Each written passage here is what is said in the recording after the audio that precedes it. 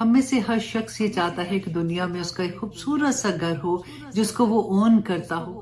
اور آپ ذرا یہ سوچئے کہ اگر ہمیں یہ پتا ہو کہ جنت میں ہمارے لیے گھر ہے جس کی ضمانت رسول اللہ صلی اللہ علیہ وسلم نے دی ہے تو ہماری خوشی کی کیا انتہا ہوگی. حضرت ابو امامہ بہلی رضی اللہ عنہ بیان کرتے ہیں کہ ابو داؤد کی روایت ہے 4800 کہ رسول اللہ صلی اللہ علیہ وسلم نے فرمایا کہ میں خود ضمانت دیتا ہوں اس شخص کے لیے جو حق پہ ہوتے ہوئے بھی جھگڑا چھوڑ دے یعنی اپنے حق سے دستبردار ہو جائے. میں ایسے شخص کے لیے جنت کے اعتراف میں گھر کی ضمانت دیتا ہوں. اللہ اکبر. اب دیکھیے کہ کیا ہوتا ہے میاں بیوی میں اگر جھگڑا ہے، اگر ہم اس بات سے بیک آف ہو جائیں کہ میرے لیے تو جنت میں گھر بنے گا تو کوئی بات نہیں، کہ اکثر تانا پڑتا ہے. دیکھا میں نے کہا تھا نا، اگر سچی ہوتی تو بات پہ قائم رہتی. اس وقت آپ یہ سوچا کریں کہ میرے لیے تو اتنا بڑا اجر ہے کیونکہ رسول اللہ صلی اللہ علیہ وسلم کا وعدہ تو سچا ہے.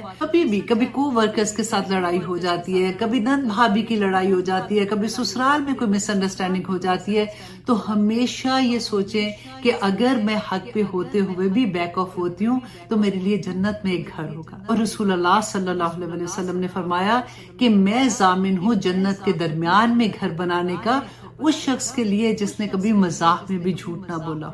دیکھیں رسول اللہ صلی اللہ علیہ وسلم نے فرمایا تھا نا کہ جھوٹ بولنے والا جو شخص ہوتا ہے اس کے منہ سے اتنی بو آتی ہے جو صرف فرشتے سونگھ سکتے ہیں اور وہ اس سے میلوں دور چلے جاتے ہیں، یعنی اس پہ رحمتیں برکتیں بھی ختم ہو جاتی ہیں. اور پھر رسول اللہ صلی اللہ علیہ وسلم نے فرمایا کہ میں اس شخص کے لیے جنت کے بلند ترین مقام پر گھر بنانے کا ضامن ہوں جس کا اخلاق اچھا ہوگا. سبحان اللہ.